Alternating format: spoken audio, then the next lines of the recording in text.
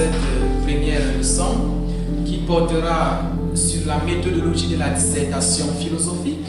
Et la leçon sera, nous mettrons l'accent sur la spécificité de la dissertation philosophique et sur des opérations essentielles nécessaires pour la réalisation d'une bonne dissertation philosophique. Alors, méthodologie de la dissertation philosophique.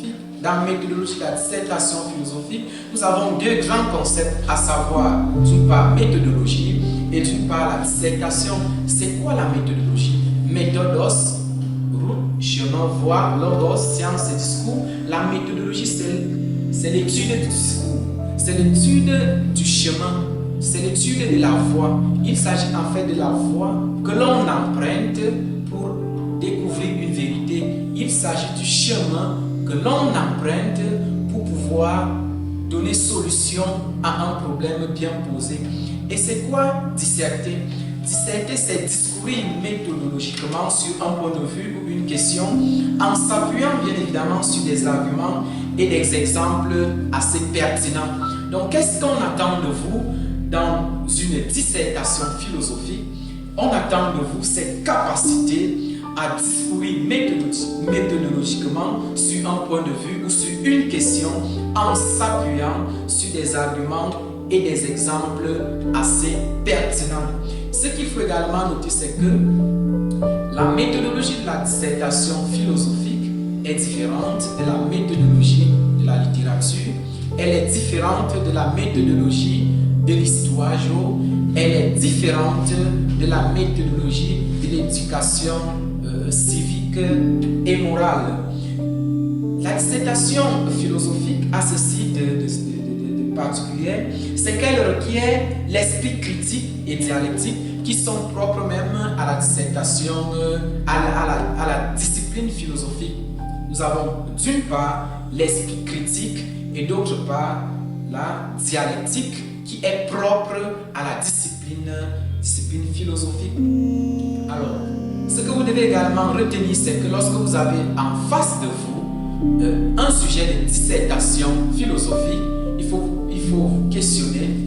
Première question, quel est le type de sujet qui m'est proposé? Nous distinguons deux grands types de sujets. Premièrement, le sujet de type question. Deuxièmement, le sujet de type citation. La différence entre la dissertation philosophique et la dissertation littéraire se situe également au niveau des libellés.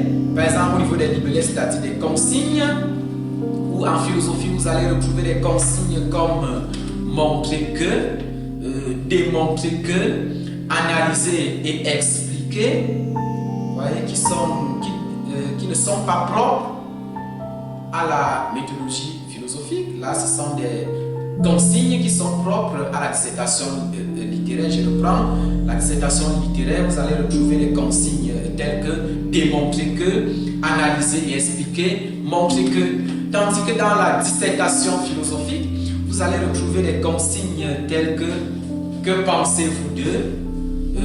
Êtes-vous d'accord avec tel qui affirme que? Discutez cette pensée de Karl Marx, ainsi de suite, ainsi de suite. Voilà des consignes qui vous permettent déjà de savoir que vous êtes en face d'un sujet de dissertation philosophique. Ceci dit, nous entrons directement au niveau des opérations essentielles nécessaires pour l'élaboration d'une dissertation philosophique. Et ces opérations nécessaires sont le plus souvent réalisées au brouillon. Alors, quelles sont ces opérations nécessaires? Nous avons premièrement l'analyse du sujet, deuxièmement la problématisation du sujet et troisièmement la réalisation du plan détaillé. Ces préalables sont nécessaires au brouillon avant maintenant d'élaborer votre travail, sans toutefois oublier que la dissertation philosophique obéit aux étapes que sont l'introduction, le développement et la conclusion. Nous allons y revenir. Alors, revenons sur les opérations essentielles. La première opération, c'est l'analyse du sujet. Alors, en quoi consiste l'analyse du sujet?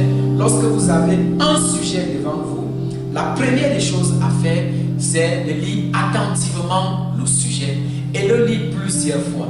Cette lecture attentive du sujet consiste à faire quoi? Elle consiste à repérer les concepts ou les mots-clés du sujet. Elle consiste à chercher à comprendre mieux le sujet. Nous allons prendre un exemple de sujet pour illustrer notre propos. Je vous propose le sujet suivant qui a été proposé lors de la Journée mondiale de philosophie en 2014 dans le concours national de la meilleure dissertation philosophie 2014. Le sujet c'était expliquer et commenter et discuter cette assertion de Platon dans la République. Platon, c'est un philosophe grec antique. Il a écrit un brillant ouvrage, La République. Il faudrait, pour le bonheur des États, que les philosophes fussent rois ou que les rois fussent philosophes. Il faudrait, pour le bonheur des États, que les philosophes fussent rois ou que les rois fussent philosophes. En quoi consiste l'analyse du sujet à partir d'un tel sujet? L'analyse du sujet ici consiste à repérer des concepts clés. C'est quoi un concept clé? Les concepts clés sont les concepts autour desquels le sujet est bâti. En fait, il s'agit des concepts sans lesquels le sujet perd tout son sens. Alors, si je vous donne un sujet comme celui-ci, la philosophie est-elle utile? Si vous enlevez le concept de philosophie, est-ce que le sujet aura encore un sens? Certainement pas. Si vous enlevez le concept de utile, est-ce que le sujet aura encore un sens? Certainement pas. Donc ce sont des concepts sans lesquels le sujet perd tout son sens, et c'est autour de ces concepts-là que se structure votre dissertation philosophique. Alors, essayons donc de repérer des concepts clés dans le sujet que je viens juste de vous proposer. Je le reprends. Expliquer, commenter et discuter cette assertion de Platon dans la République. Il faudrait, pour le bonheur des États, que les philosophes fussent rois ou que les rois fussent philosophes. Les concepts clés ici sont lesquels? Le premier, le bonheur des États. Le second, philosophie. Le troisième, roi. Alors, qu'est-ce qu'on entend par bonheur des États? Le bonheur des États ici renvoie tout simplement à la bonne gouvernance, à l'épanouissement complet du citoyen. La philosophie dans ce contexte peut se définir d'après son étymologie, qui est due à Pythagore de Samos, un philosophe grec du 6e siècle avant Jésus-Christ, qui pense que la philosophie vient justement de deux mots grecs. Philéine, qui veut dire aimer, et Sophia, qui veut dire sagesse. Donc étymologiquement, la philosophie renvoie à l'amour de la sagesse. Il s'agit ici d'une recherche permanente en vue de comprendre, d'expliquer de façon intelligible le monde qui nous entoure. Un autre concept, c'est celui de roi. Le roi ici désigne la figure de l'État. C'est celui qui détient le pouvoir politique et qui le gère, qui le contrôle et qui commande en quelque sorte la cité. Après donc cette définition des concepts, il y a une autre étape au niveau de l'analyse du sujet, c'est celle de la reformulation du sujet. En quoi consiste la reformulation du sujet? Elle consiste à redire en des termes simples le sujet. Il s'agit de rendre plus compréhensible le sujet qui nous est donné, de le rendre plus accessible, et à ce niveau on vérifie si le candidat a pu s'approprier le sujet et qu'il est capable de le comprendre lui-même et de le redire et par ses propres mots. Alors revenons à notre sujet et proposons une reformulation. Je vous propose cette reformulation. Pour que les États soient bien gouvernés, il faut deux choses. soit les philosophes prennent le pouvoir et règnent et gèrent les affaires publiques, soit les gouvernants actuels s'imprègnent de la sagesse philosophique. Je reprends. Pour Platon, pour que les États soient bien gouvernés, il faut deux choses. Soit les philosophes prennent le pouvoir et gèrent les affaires publiques, soit les gouvernants actuels s'imprègnent de la sagesse philosophique.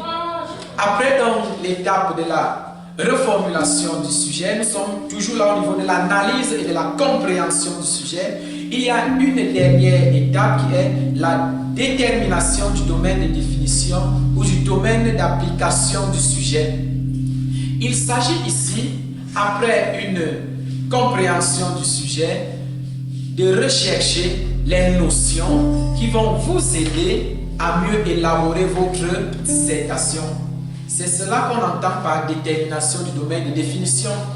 Un sujet comme celui-ci, vous n'allez pas chercher les éléments dans un cours comme conscience et inconscient par exemple. Vous allez certainement vous arrêter dans les notions comme l'introduction générale à la philosophie, l'État et le pouvoir, et peut-être encore dans une certaine mesure dans morale ou droit et justice. Donc c'est ça la délimitation du champ du sujet. Voilà présenter en quelque sorte la première étape, à savoir l'analyse du sujet.